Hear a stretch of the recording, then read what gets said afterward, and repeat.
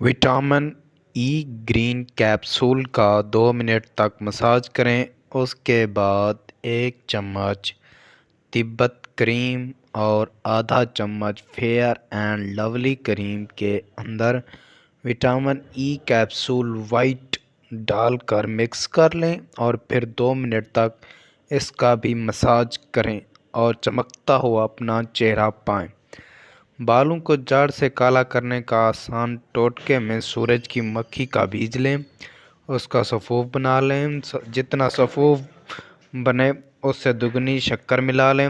رات کو روزانہ 12 گرام یہ سفوف دودھ کے ہمراہ لیں۔ کچھ عرصہ اس کو مسلسل استعمال کرنے کے بعد بال کالے نکلنا شروع ہو جائیں گے انشاءاللہ۔ لیموں کا اچار خراب ہونے لگے تو اس میں چینی ڈالیں اور اگر آم کا اچار خراب ہونے لگے تو اس میں نمک ڈالیں۔ پیدا ہونے والا بچہ شرطاً گورا ہوگا۔ اس کے لیے حاملہ عورت کو اگر دوران حمل ابتدائی اور آخری مہینوں میں 1 چھٹانک مصری کے ساتھ روزانہ 2 چھٹانک کچا کدو استعمال کرایا جائے تو بچے کا رنگ شرطاً طور پر سرخ و سفید ہوگا انشاءاللہ۔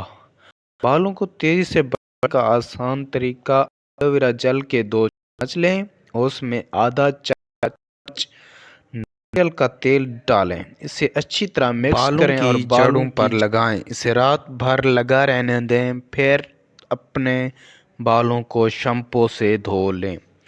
سفید تل بھینس کے دودھ میں ڈال کر پیس لیں اور رات سوتے وقت چہرے پر ملیں۔